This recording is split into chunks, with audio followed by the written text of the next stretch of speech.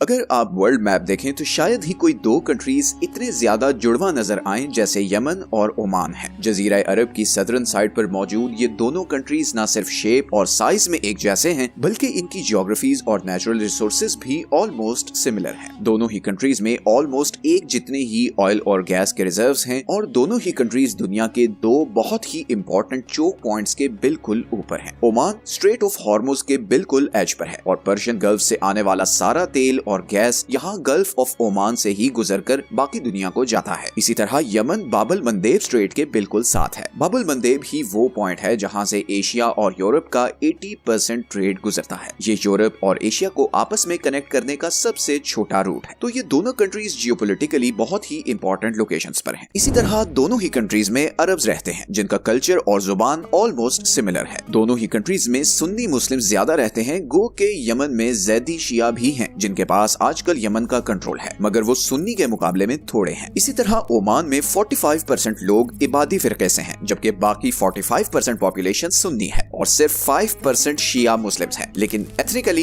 ये दोनों कंट्रीज हैं अरब ही। लेकिन अगर हम इन दोनों कंट्रीज की इकोनॉमिक सिचुएशन को देखें तो जमीन आसमान का फर्क है। एक तरफ ओमान है जो मिडिल ईस्ट की डेवलप्ड तरीन इकोनॉमीज में से एक है, जहाँ ह्यूमन डेवलपमेंट इंडेक्स 0.82 है। याद रहे कि ह्यूमन डेवलपमेंट इंडेक्स 0 to 1 के स्केल पर मेजर होता है, 1 being the highest and 0 obviously being the lowest। और ये इंडेक्स किसी भी कंट्री के लोगों की खुशहाली बताता है। दूसरी तरफ यमन का ह्यूमन डेवलपमेंट इंडेक्स सिर्फ 0.42 है और इसका GDP per capita 9th lowest in the world है। यमन के ही दूसरे पड़ोसी सऊदी अरेबिया का ह्यूमन डेवलपमेंट इंडेक्स 0.87 है। तो एक ऐसा कंट्री जिसके पड़ोस में इतने अमीर मुल्क हों, वो इस हाल में क्यों है कि उसकी 82% आबादी शदीद गरीबी का शिकार है। उनके पास खाने पीने, एजुकेशन और बेसिक हेल्थ केयर फैसिलिटीज तक नहीं। और पिछले 60 सालों से उस मुल्क में ऐसी आग लगी हुई है जिसमें लाखों लोग जल चुके हैं। 2014 से तो यमन में ऐसी भयानक सिविल वॉर शुरू हुई है जिसमें 80,000 से ज्यादा लोग मारे जा चुके हैं और लाखों को यमन छोड़कर जाना पड़ा है। आज का यमन सिर्फ ज्योग्राफी की सेंस में एक कंट्री है। इन जियोग्राफिकल बाउंड्रीज के अंदर यमन बहुत से ग्रुप्स और फिरकों में डिवाइडेड है जिन्हें डिफरेंट कंट्रीज बैक कर रहे हैं। एक तरफ हौसी हैं जिनका यमन के बड़े बड़े शहरों पर कंट्रोल है और जिन्हें ईरान की फुल सपोर्ट है। इसी तरह यमन के सेंटर और सदर्न साइड पर ये वाइट एरियाज वो हैं जहां पर अलकायदा का कंट्रोल है। रेड हाईलाइटेड एरियाज वो हैं जहां पर दूसरे सुन्नी ग्रुप्स का कंट्रोल है जिन्हें सऊदी अरब और यूएई बैक करते हैं। और ये yellow highlighted area southern transitional council के कंट्रोल में है जो सदर्न यमन को बाकी यमन से अलहदा करना चाहते हैं। यमन इज डीपली डिवाइडेड, लेकिन यमन इस हालत तक पहुंचा कैसे? ओमान जैसी ज्योग्राफी और नेचुरल रिसोर्सेज होने के बावजूद वो उससे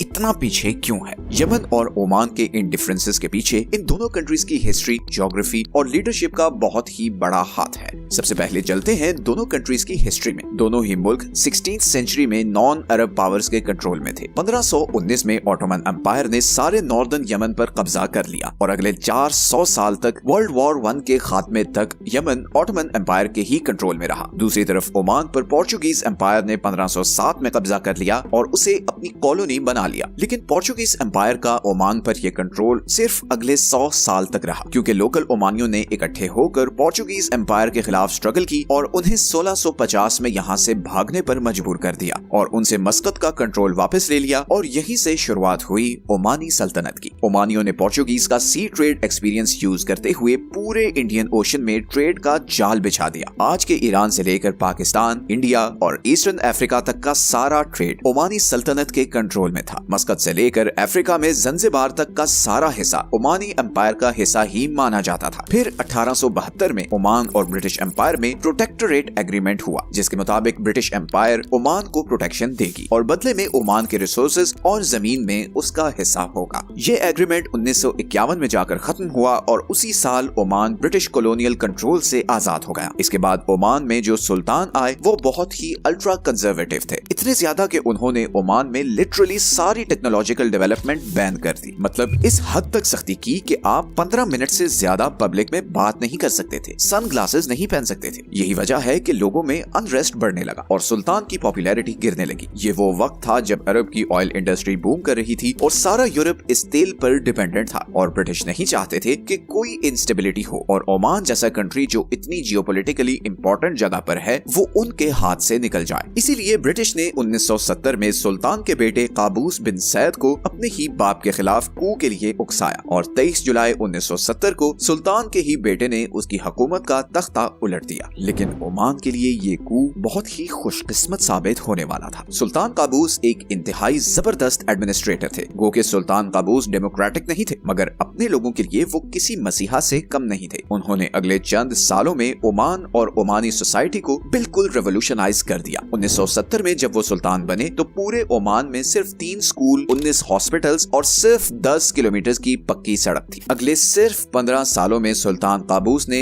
ओमान का नक्शा बदल दिया। 1985 तक ओमान में 500 स्कूल, 100 हॉस्पिटल्स और 3000 किलोमीटर तक की पक्की सड़कें बन चुकी थी। इसके साथ ही सुल्तान काबूस ने ओमान में गुलामी पर पाबंदी लगा दी। औरतों को वोटिंग राइट्स दिए ताकि वो मजलिस शूरा और म्युनिसिपल काउंसिल के मेंबर्स चुन सकें। सुल्तान काबूस ने ऑयल से आने वाला लिटरली सारा पैसा अपने लोगों की खुशहाली के लिए खर्चना शुरू कर दिया। सुल्तान काबूस ने ओमानाइजेशन की भी एक पॉलिसी इंट्रोड्यूस करवाई, जिसके मुताबिक ओमान में तेल और गैस निकालने के लिए आने वाली फॉरेन कंपनीज पर लाजिम था कि वो लोकल ओमानी वर्कर्स को रखेंगे और उन्हें ट्रेन करेंगे, ताकि आहिस्ता आहिस्ता ओमानी वर्कर्स इतने ट्रेन हो जाएं कि ओमान की फॉरेन लेबर और कंपनीज पर से डिपेंडेंस खत्म होती जाए। ओमानियों का स्टैंडर्ड ऑफ लिविंग ऊपर जाने लगा। और सिर्फ यही नहीं, सुल्तान ने महसूस किया कि बहुत जल्द दुनिया ऑयल के ऑल्टरनेटिव ढूंढ लेगी और ओमान के पास इसका ऑल्टरनेटिव होना चाहिए। इसी के हल के लिए ओमान ने टूरिज्म को भी प्रमोट करना शुरू किया। सिर्फ 2023 में ओमान में 40 लाख के करीब टूरिस्ट आए और उन्होंने बिलियंस ऑफ डॉलर्स की इकोनॉमिक एक्टिविटी जनरेट की। इसके अलावा ओमान में भरपूर रिलीजियस फ्रीडम दिया गया, चाहे कोई शिया हो, सुन्नी हो या इबादी हो, हर एक को मुकम्मल आजादी है। इसी रिलीजियस टॉलरेंस की वजह से ओमान इंटरनेशनल पॉलिटिक्स में भी मीडिएटर का रोल प्ले करता है। सऊदी अरब और ईरान की पीस डील भी ओमान ने फैसिलिटेट की। इवन इसराइल और ईरान में भी पीस एग्रीमेंट्स करवाने की सुल्तान काबूस ने काफी कोशिश की। 2015 में ईरान और अमेरिका के बीच होने वाली न्यूक्लियर डील भी ओमान की वजह से ही हुई थी। ओमान अभी तक मिडिल ईस्ट में होने वाले सारे कॉन्फ्लिक्ट्स में बिल्कुल न्यूट्रल रहा है, चाहे वो ईरान इराक वॉर हो, हौसी और सऊदीज की लड़ाई हो या फिर कतर का बॉयकॉट हो। ओमान की इसी न्यूट्रलिटी ने उसे मिडिल ईस्ट का स्विट्जरलैंड बना दिया है। सारे मिडिल ईस्ट की पीस डील्स ओमान के थ्रू ही होती हैं। तो एक तरफ तो तरक्की और कामयाबी की दास्तान है, मगर ओमान के ही पड़ोस में यमन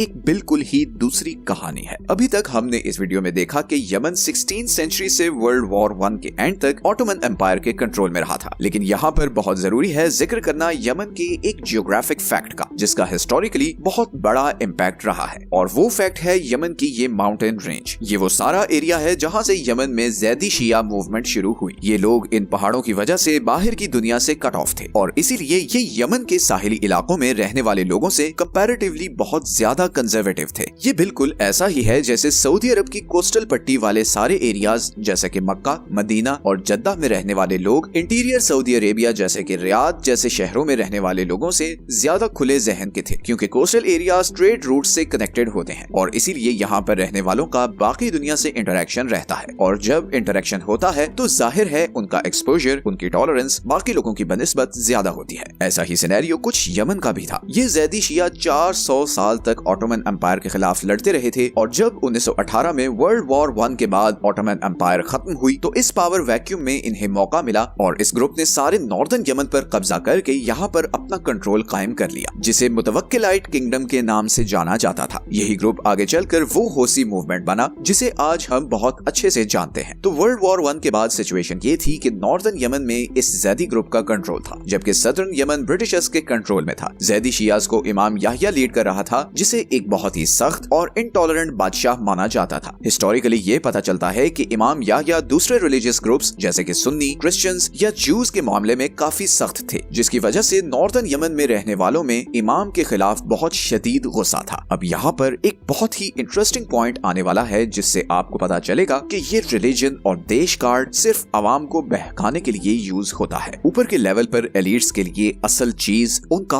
अपना मफाद होता है। असल में 1962 में नॉर्दर्न यमन में सुन्नी मिलिट्री कमांडर्स ने ज़ैदी हुकूमत के खिलाफ बगावत कर दी और एक मिलिट्री कू के जरिए इमाम को हटाकर अरब नेशनलिस्ट गवर्नमेंट बनाने की कोशिश की। लेकिन ये कोई आम कू नहीं था, ये एक बहुत बड़ी प्रॉक्सी वॉर थी जिसमें अरब नेशनलिस्ट पार्टी को इजिप्ट सपोर्ट कर रहा था, जबकि शिया ज़ैदी किंग को सऊदी अरब और दूसरे गल्फ कंट्रीज बैक कर रहे थे। इजिप्ट यमन में भी इजिप्शियन स्टाइल की नेशनलिस्ट गवर्नमेंट चाहता था, जबकि सऊदी अरब और बाकी गल्फ कंट्रीज डरे हुए थे कि अगर अगर यमन में बादशाहत खत्म हुई तो कल को ये इनकलाब उनके मुल्कों में भी आ सकता है, और इसीलिए सऊदी अरब और बाकी सारा अरब जैदी किंग को सपोर्ट कर रहा था। कितनी इंटरेस्टिंग बात है ये, राइट? सऊदी अरब जो कि शिया मूवमेंट का सबसे बड़ा मुखालिफ है, वो नॉर्दर्न यमन में शिया किंग को सपोर्ट कर रहा था। इन प्रॉक्सीज के नतीजे में नॉर्दर्न यमन में एक खूनी सिविल वॉर शुरू हुई जो अगले 8 साल तक जारी रही, और इसमें 1 से 2 लाख के करीब लोग मारे गए। ये सिविल वॉर फाइनली 1970 में जाकर खत्म हुई जब इजिप्ट बैक्ड नेशनलिस्ट पार्टी जीती और जैदी ग्रुप को हुकूमत से उतार दिया गया। लेकिन जब नॉर्दर्न यमन में ये सिविल वॉर चल रही थी, वहीं सदर्न यमन में एक और रेवोल्यूशनरी ग्रुप उठकर यहाँ पर मौजूद ब्रिटिशर्स के खिलाफ लड़ रहा था, और 1967 में उसने ब्रिटिशर्स को यहाँ से निकालकर सारे सदर्न यमन का कंट्रोल ले लिया। इस ग्रुप का नाम था नेशनल लिबरेशन फ्रंट। तो 1970 में यमन 2 हिस्सों में बट चुका था। नॉर्थ में इजिप्ट बैक्ड अरब नेशनलिस्ट्स का कंट्रोल था, जबकि साउथ में एक रेवोल्यूशनरी कम्युनिस्ट आइडियोलॉजी से इंस्पायर्ड ग्रुप का कंट्रोल था, जिन्हें नॉर्दर्न यमन से आजादी चाहिए थी। यही वो टाइम था जब यमन में एक नई प्रॉक्सी वॉर शुरू हुई। अमेरिका ने नॉर्दर्न यमन की अरब नेशनलिस्ट गवर्नमेंट को बैक करना शुरू किया, जबकि सोवियत यूनियन ने सदर्न यमन के कम्युनिस्ट ग्रुप को सपोर्ट करना शुरू किया, क्योंकि ये शायद पूरे मिडिल ईस्ट में वो अकेला कंट्री था जहां पर कम्युनिज्म की सपोर्ट थी। दूसरी तरफ सारी अरब किंगडम्स थी जो जैदी किंग के हारने पर बहुत परेशान थे, मगर उससे भी ज्यादा परेशान वो सदर्न यमन के कम्युनिस्ट ग्रुप से थे, क्योंकि कम्युनिस्ट आइडियोलॉजी तो वैसे ही बादशाहत के बहुत खिलाफ थी। इसीलिए सारे अरब किंगडम्स ने ना चाहते हुए भी नॉर्दर्न यमन को सपोर्ट करना शुरू किया। नॉर्थ और साउथ यमन में अगले 8 साल मुसलसल कशमकश रही, और फिर फाइनली 1979 में अरब लीग की रिक्वेस्ट पर दोनों तरफ के लीडर्स ने पीस एग्रीमेंट किया और यमन को इकट्ठा करने का ऐलान किया। लेकिन ये सब होने में 10 साल लग गए, और फाइनली 1990 में नॉर्थ और साउथ यमन इकट्ठे हुए और वर्ल्ड मैप पर रिपब्लिक ऑफ यमन वजूद में आया,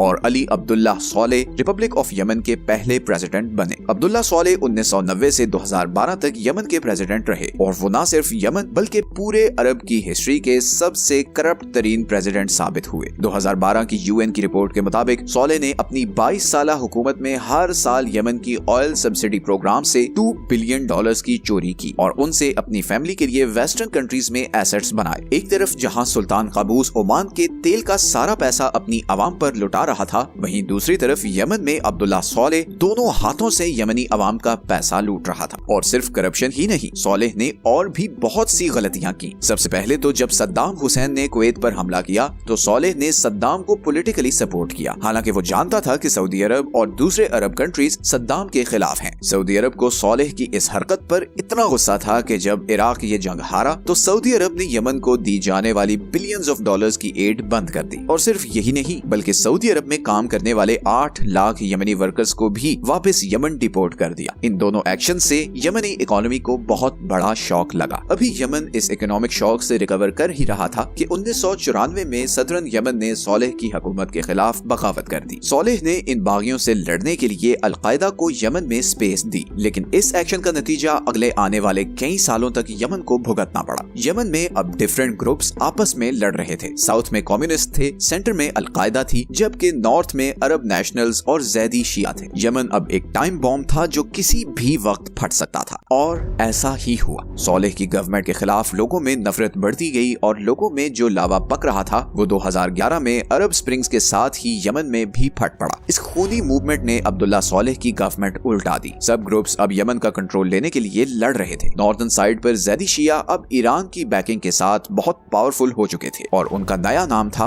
होसी। होसी एक तरफ सॉलेह की गवर्नमेंट, एक तरफ अलकायदा और दूसरी तरफ साउथ के सुन्नी ग्रुप्स के साथ लड़ रहे थे। इस लड़ाई का क्लाइमैक्स हुआ 2014 में जब होसियों ने सॉलेह के सपोर्टर्स को शिकस्त देते हुए यमन के कैपिटल सना पर कब्जा कर लिया और यमन की गवर्नमेंट का भी कंट्रोल ले लिया। और यहीं से फिर यमन में वो खूनी सिविल वॉर शुरू हुई जो आज की डेट तक चल रही है। आज यमन वर्ल्ड पावर्स का बैटल ग्राउंड बन चुका है। ईरान, सऊदी अरब, अमेरिका, रशिया सब अपने अपने फायदे के लिए अपनी पसंद के ग्रुप्स को सपोर्ट कर रहे हैं, मगर इन प्रॉक्सीज की सजा यमन के आम लोगों को मिल रही है। आज हाल ये है कि 20% यमनी लोगों को 2 वक्त का खाना नहीं मिलता। लाखों लोग बेघर हो चुके हैं, लाखों नौजवानों का कोई फ्यूचर नहीं है, और हर गुजरते वक्त के साथ यमन इन प्रॉक्सी मुल्कों की डर्टी पॉलिटिक्स का होम ग्राउंड बनता जा रहा है। इसीलिए मैं अपनी वीडियोस में बार बार लीडरशिप का जिक्र करता हूँ। जिस खुशकिस्मत मुल्क को अच्छी लीडरशिप नसीब हो जाए उसकी तकदीर बदल जाती है। सिंगापुर, चाइना, सऊदी अरब, यूएई और ओमान इसकी बहुत बड़ी एग्जाम्पल्स हैं। यमन आज जिस जगह पहुंच चुका है वहां से बेहतरी बहुत मुश्किल नजर आती है और अभी इसराइल ईरान की इस लड़ाई की तपिश यमन भी पहुंचने वाली है और लग ऐसा ही रहा है कि यमन बहुत जल्द एक और बड़ी वॉर में शामिल होने जा रहा है। इस टॉपिक पर हमने कुछ दिन पहले ही ये वीडियो बनाई और इसका लिंक भी वीडियो के एंड में आपको मिल जाएगा। मिलते हैं नेक्स्ट वीडियो में, तब तक के लिए अपना ख्याल रखें। अल्लाह हाफिज।